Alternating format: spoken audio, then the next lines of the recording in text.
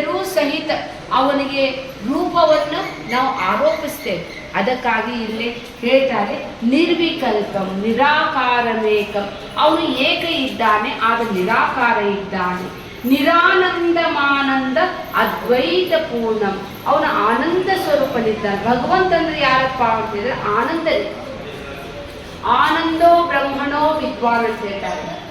ನಮ್ಗೆ ಆನಂದ ಸಿಗ್ತೇತಂತೆ ಬರ್ತೇವೆ ನಾವು ಎದಕ್ಕೆ ಈ ಜನ್ಮಕ್ಕೆ ನಿಮಗೆ ಕರೀಲೆ ತಂದೆ ಗೋವಿಂದ